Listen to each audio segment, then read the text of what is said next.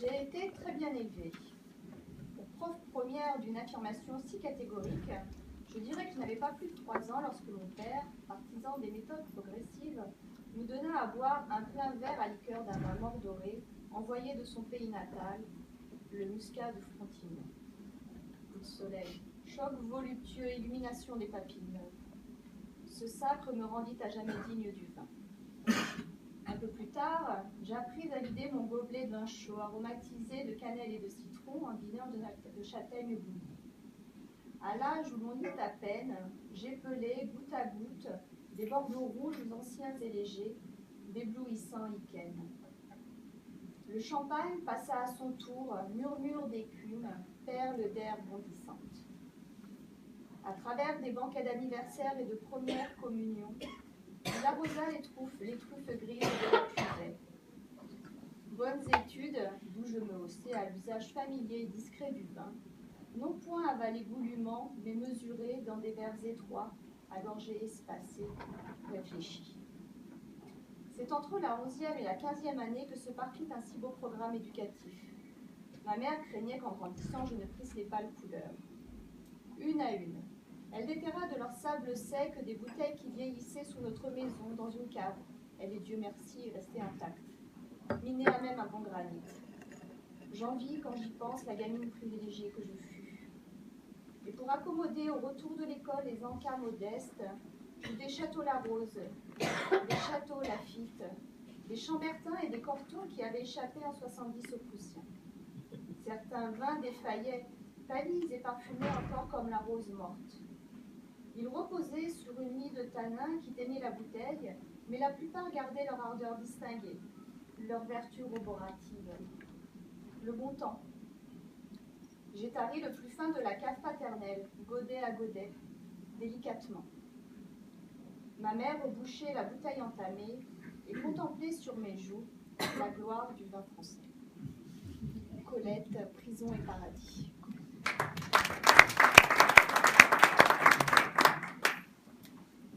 L'herbe foulée entre les rangs, quelques raisins au sol oubliés, les formes tordues des cèpes sont mes doubles figurés en hiver. Au moins mes lanternes magiques ou leurs cornes de brume. Je sais alors ce qu'est le vide, l'abandon et sa secousse.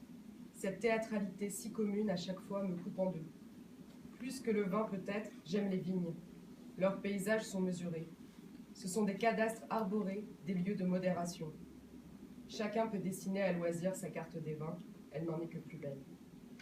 En Bourgogne, près de Châlons, dans la douceur des côtes établies, au soleil du matin le long de la Saône, vers Mâcon, en ces fiefs perlés d'un frais pouilly blanc. Chaque vin porte ici, depuis si longtemps qu'elle fait corps, la promesse d'incessant baptême. Vous êtes reçus avec aménité. L'hospitalité est une noblesse indue, un regain pour parler, une seconde rive offerte. Ailleurs, dans l'Hérault, à perte de vue, mais aussi dans les détours à peine emmontagnés des derniers contreforts schisteux du Massif central, déborde une suite de cryptes protégées des vents, au creux de la mer mouvante, des chauds petits vignobles de Saint-Chinian.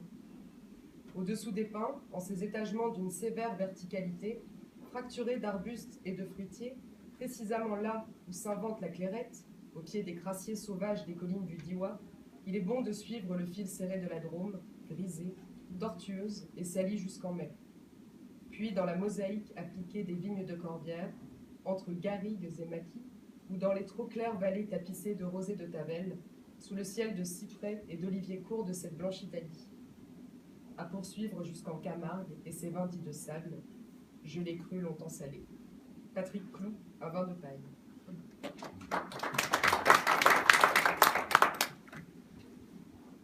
Le vin, bien que la Sainte Loi l'insulte, est délicieux. Versé par une jolie, il est tout à fait délicieux. Même amer, même interdit, je l'aime beaucoup. Puis c'est une vieille loi, ce qui est interdit est délicieux. Nous ne quittons le verre de vin ni le jour ni la nuit. Nous ne laissons en paix les filles ni le jour ni la nuit. Si nous sommes ainsi, c'est que Dieu nous fit ainsi. Nous sommes avec le vin, avec les filles, avec Dieu, jour et nuit.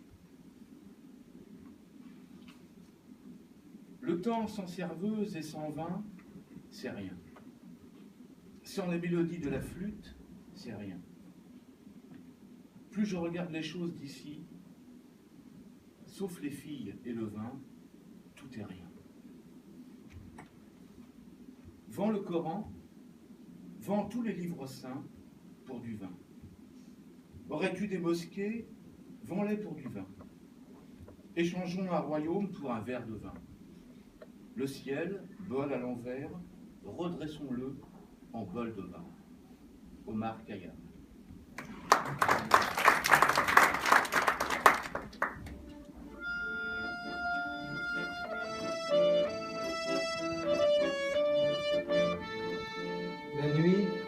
La nuit a toujours le goût du vin rouge, du Beaujolais de préférence, c'est une opinion toute personnelle, d'accord, mais je ne peux pas entrer dans un bistrot ouvert le soir sans qu'immédiatement mon verre soit là, servi sur le zinc.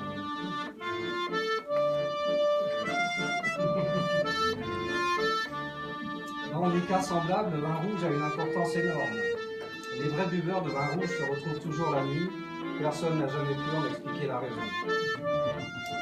L'âme du vin, au fond, n'est pas tellement une rigolade, c'est mieux que ça, comme un trait d'union entre deux hommes, une sorte de rite secret de prière, jamais à sens unique. Certes, il y a des castes, des catégories, des grades, si on veut, toute une hiérarchie de buveurs, ceux qui le sont, ceux qui y viennent, ceux qui y restent. Tout cela mêlé, juxtaposé, groupé, retrouvé sous un uniforme sans couture, sans galon, mais de couleurs toujours identiques. Le vin est l'uniforme d'une sorte de légion de la grande ville. En argot, un litre de vin s'appelle aussi un légionnaire, c'est tout dire.